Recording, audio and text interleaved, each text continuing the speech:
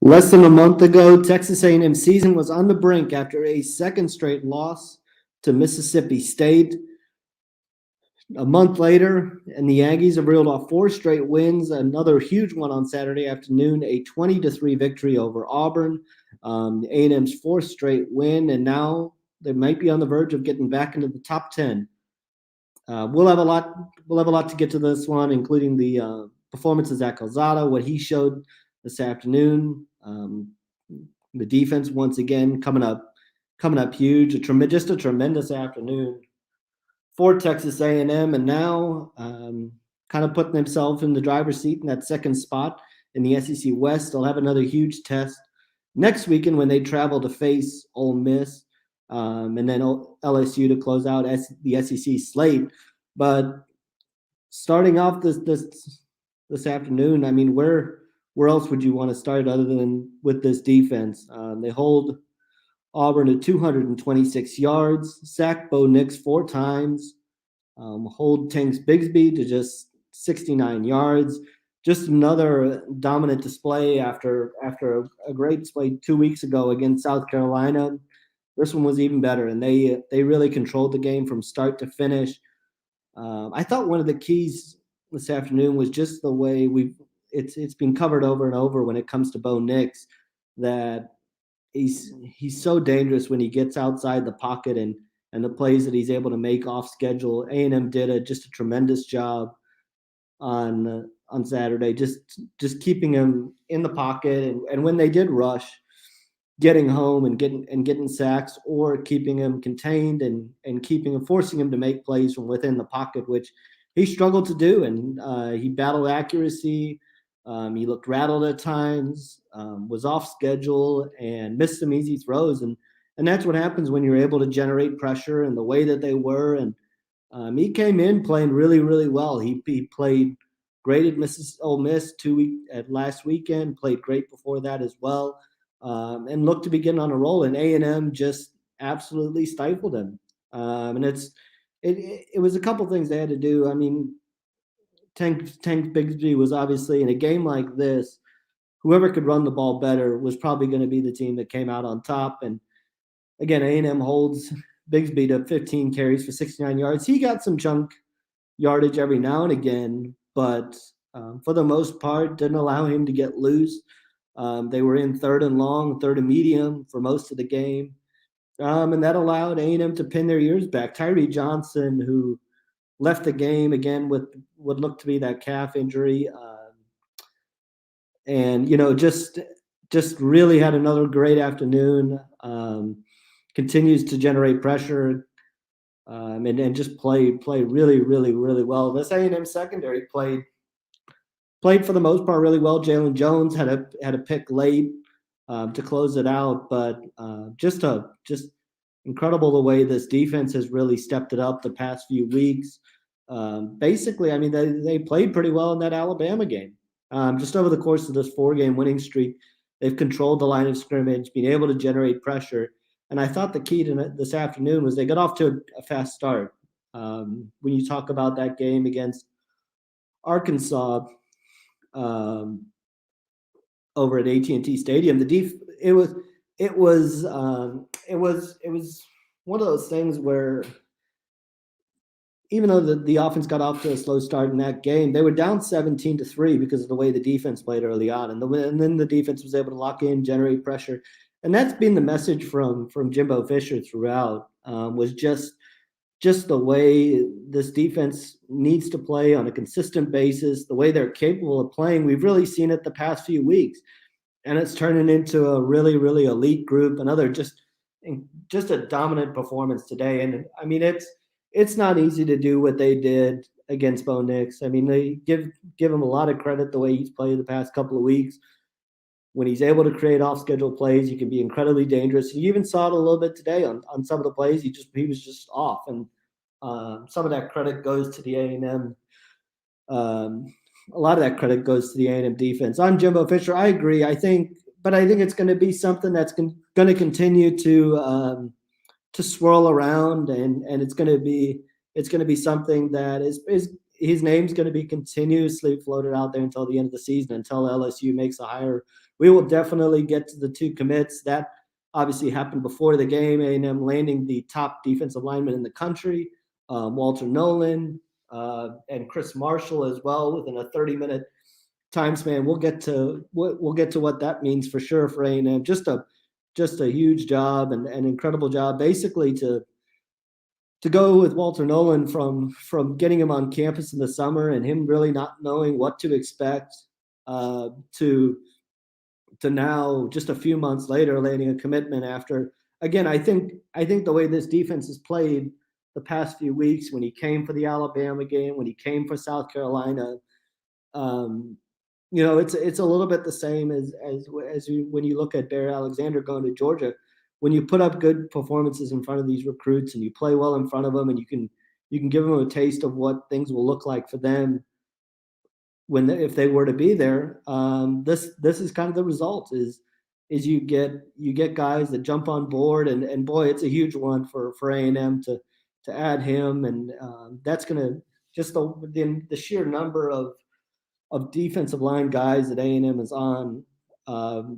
They're going to put together a really, really, really strong group. Getting back to the game, and we'll touch more on the recruiting side of things a little bit later on this. Again, taking any questions that you have or comments about the game, let me know what you thought. But I think we've also got to talk about Zach Calzada, and the stat line's not going to jump out at you, and I'll get to that point in a moment as well. But 15 to 29 for 192 yards, no interceptions and no touchdowns for him. Look, I think the thing with Zach Calzada in this game was he didn't make the big mistake. In a game that was 3-3, he kept A&M in the game. He stayed patient. Didn't force a whole lot. And then, if you want to talk about toughness, for the second time, really second big win that A&M has had at Kyle Field, that it's looked like he's gone down with a serious injury, and he comes right back in after Jimbo Fisher said after the game, and his shoulder sort of popped out a little bit. Comes back in. I'm sure it was tremendously painful, and comes back in and plays a solid fourth quarter and leads A&M to another huge win. When you talk about toughness, I think he's earned a lot of respect and admiration from A&M fans for the way he's just been able to battle through everything. And again, today, I don't think it'll go down as one of his best performances, but he stayed patient. He stayed with it. And, when you look at him and what he's done now, he's continuing to progress, and that's a sign of growth. I mean, give credit to the Auburn defense as well. This defense came in as the third-ranked defense in the SEC, allowing just 19 points per game. This was definitely going to be a game. This was not going to be a high-scoring game. This was going to be a game played in the high teens. Whoever could get to the high teens or 20s was who was going to win this game, and he kept A&M long enough for you get a couple field goals. That obviously you would like to be better in the red zone, but stayed in long enough for the A&M defense to make a big play and blow the game open. And that's just playing complementary football. That's relying on not putting them in bad situations, playing the field position game in a game like this, and collects another big win. And that's now 2 top 15 wins that he's added as since he took over, and he's only obviously in his first year starting. That's pretty darn good. So, he stayed with it. I think he's got to learn to slide.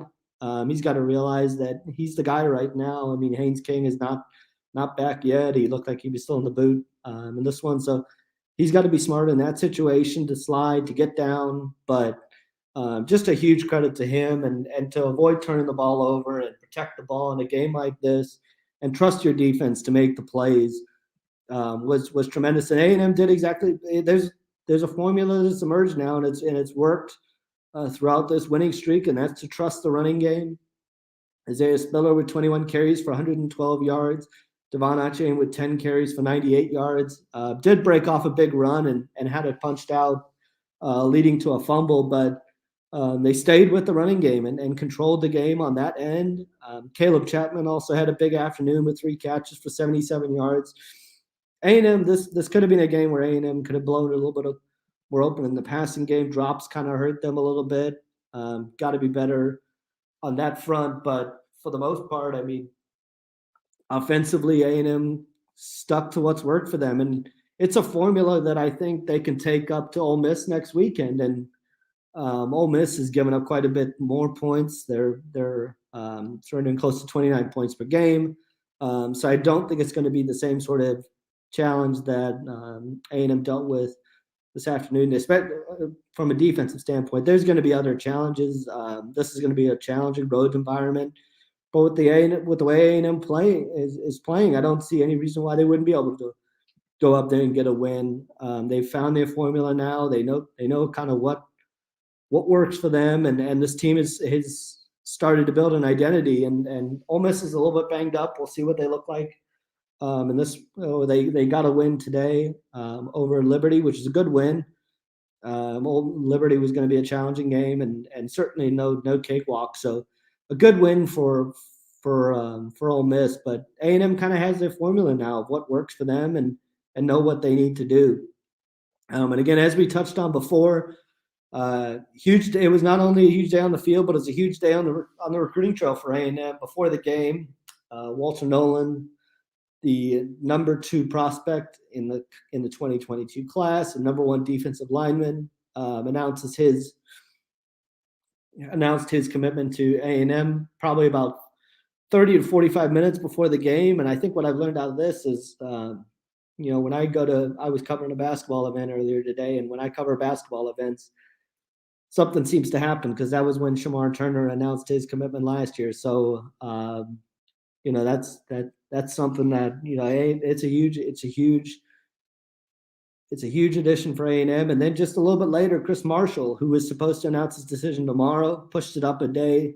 And he also announced before kickoff. So it was a tremendous day already from that standpoint for A&M on the recruiting front. And then to add Chris Marshall as well, who is another top 100 prospect. And A&M really needed to add another dynamic receiver in this class. He's ranked as the number 12 receiver in the 24/7 Sports composite.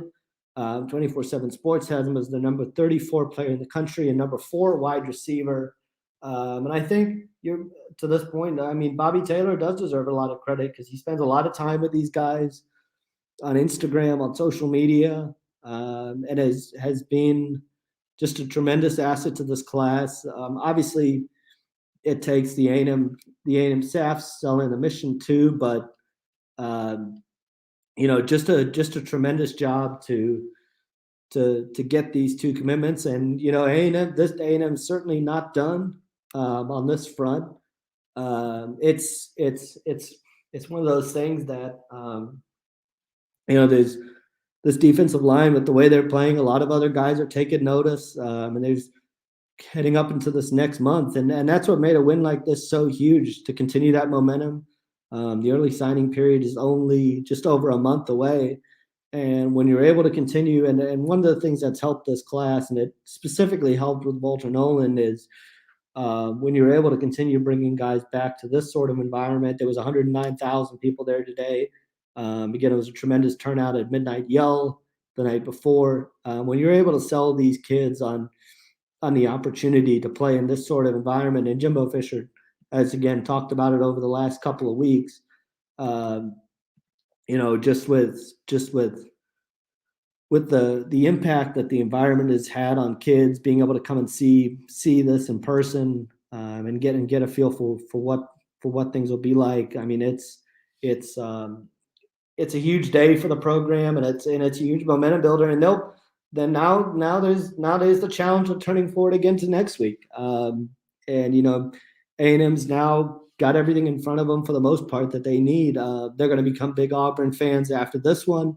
Need Alabama to lose one more time, and they've got a real shot at getting to Atlanta now.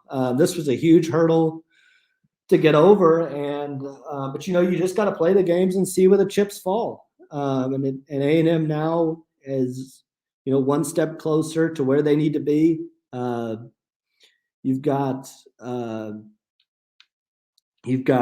Miss next week, which is going to be. I don't think anybody should sleep on that game. That's going to be a really tough game at night in Oxford.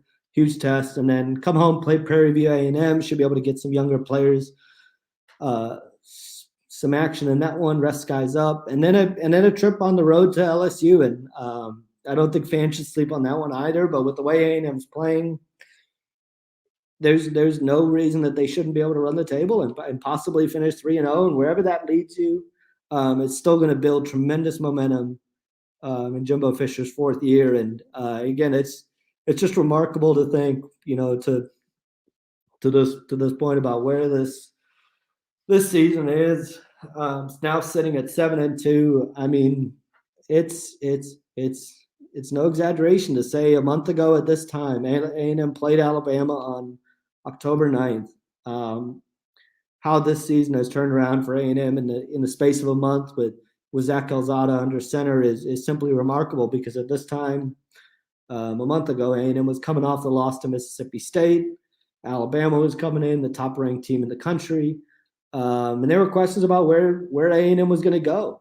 Were they going to fall to 3-3, and where would things go from there with Mississippi, with trips to Missouri and South Carolina coming up, Auburn, Ole Miss still on the schedule, and LSU. And now, a month later, sitting at 7-2, and obviously I go out on the road quite a bit and talk to quite a few recruits. And when you talk to them, a lot of people have taken notice. Just talking to people around the state of Texas have taken notice of where this A&M program has gone the past month. And a lot of people, there's a lot of credit to be praised, because it's not always going to be easy. There's going to be bumps in the road, but the things I always hear about this team is the way they stuck together, and the way they've responded after those two losses to Mississippi State and Arkansas, and the way they've rallied around Zach Calzada and the way he's continued to mature. I know people would love for there to be more plays in the passing game and more consistency on that end, but when you look at a guy who's this year was always going to be about how we're young, inexperienced quarterbacks. He's not young, but he's inexperienced in terms of playing. And how is this offensive line going to be able to gel together? And to be sitting here at 7-2 is certainly, it's about as good as you could ask for with the injuries that A&M has dealt with as well. And they're continuing to deal with injuries. I mean, you look today, they didn't have Chase Lane. They didn't have Keldrick Harper, who's a nice veteran piece to have. At one point, Layden Robinson went down. Zach Calzada obviously has battled through a couple injuries. You lose Haynes King.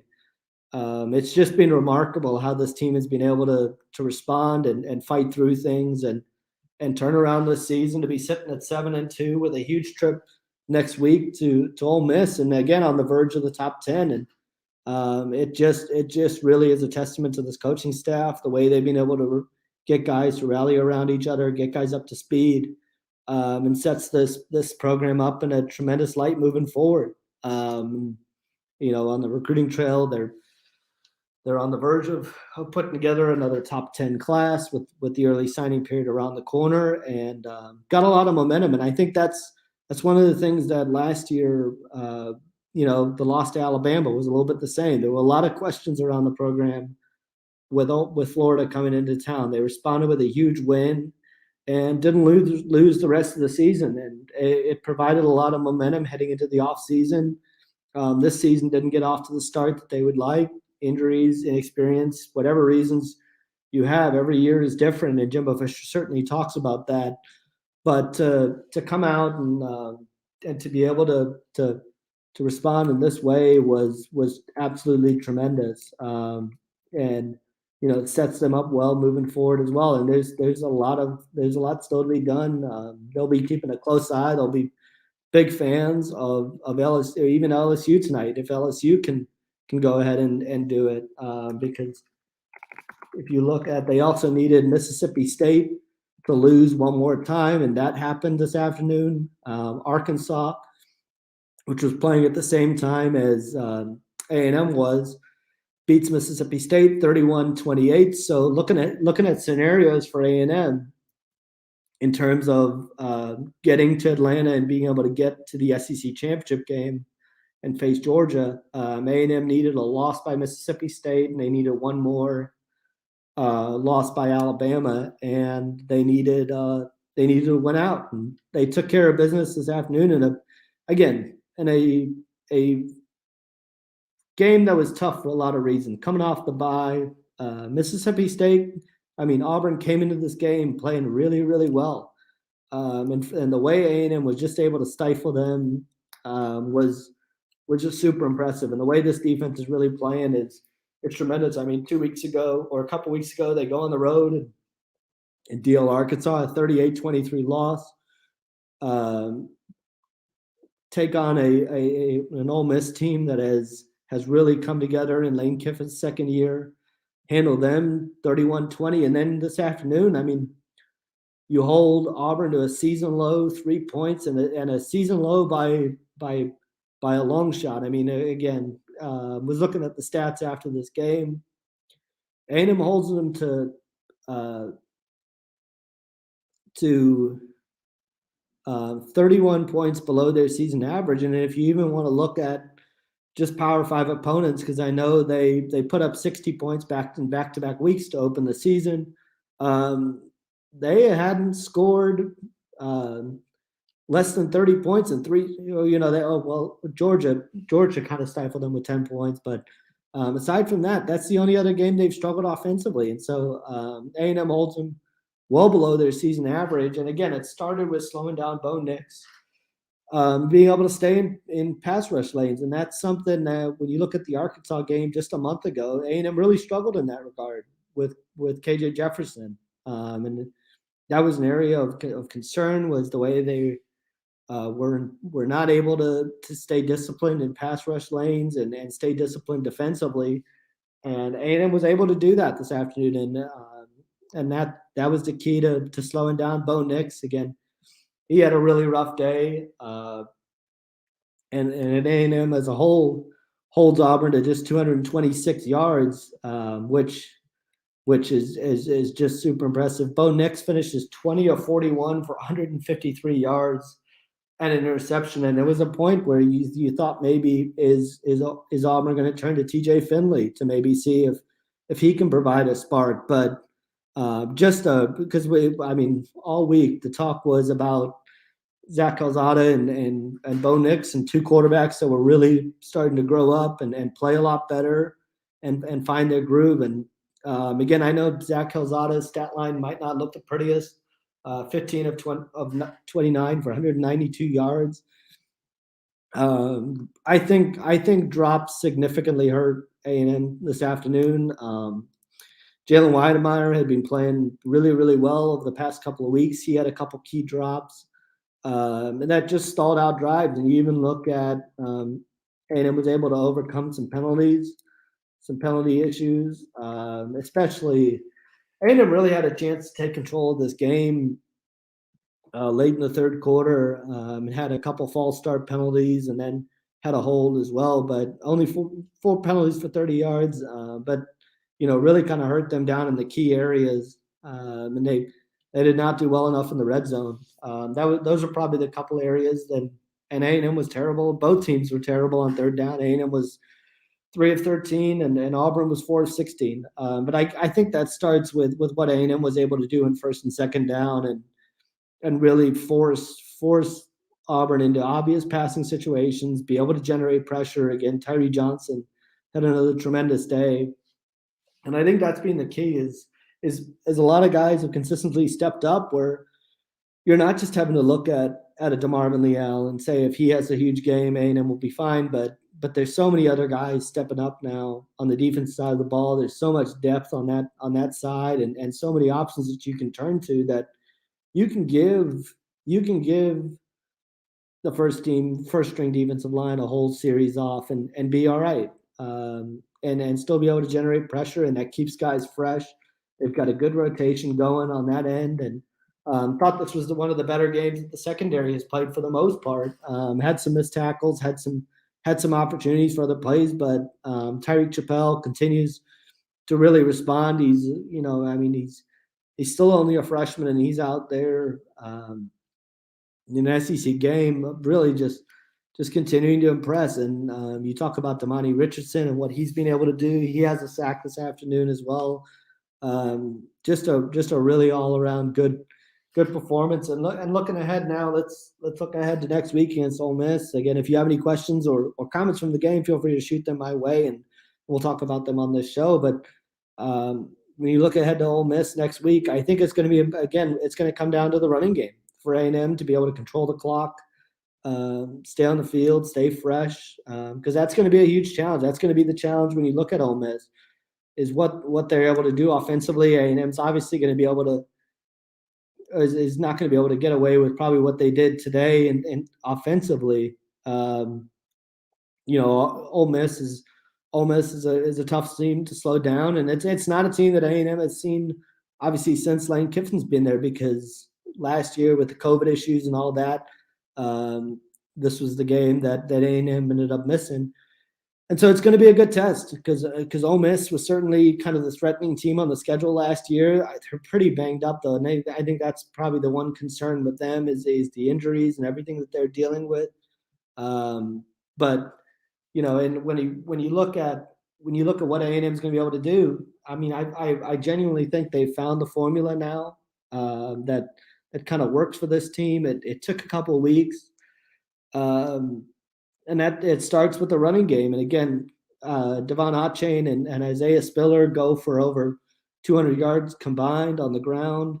And that just sets everything else up, and it controls the game for A&M, keeps it in where they want to play it.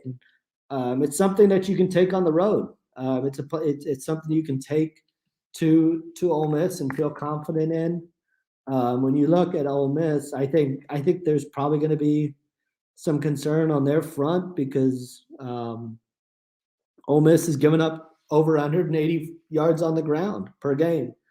And so that's certainly an area of concern, or something that A&M is probably going to be able to take advantage of.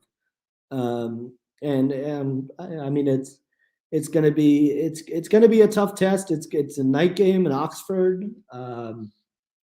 It's going to be no easy task, but A&M has certainly kind of put themselves in position where, regardless of where this ends up going, there's only so much you can control, and A&M put themselves in that spot with with the two losses to Mississippi State and Arkansas. But when you look at it, it's been a remarkable turnaround with what A&M has been able to do, and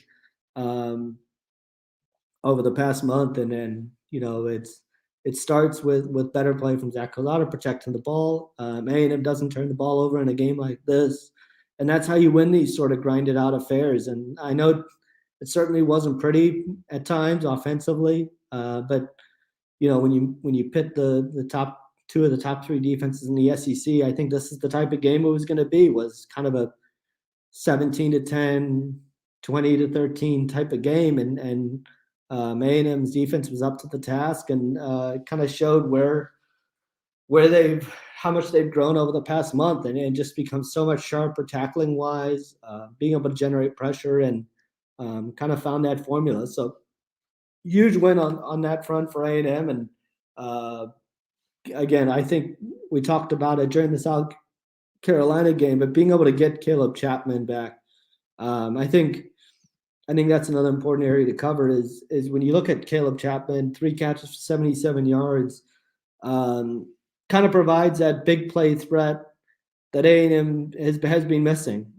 You've got Anaya Smith, who does a great job kind of finding holes in the defense, and finding gaps to be able to convert key third downs. Again, no Chase Lane this afternoon, so he's kind of stepped into that role. And I think Damon Demas is continuing to improve. When you look at what he's been able to do, he's becoming more and more of a factor every single week. And kind of along with Caleb Chapman providing that big play threat. But Caleb Chapman is that guy that's just able to take the top off a defense with his speed and size. You look at the Florida game last year and the touchdown that he had. helped break things open in this one as well with the 48-yard reception, comes right back with another 10-yard reception right afterwards.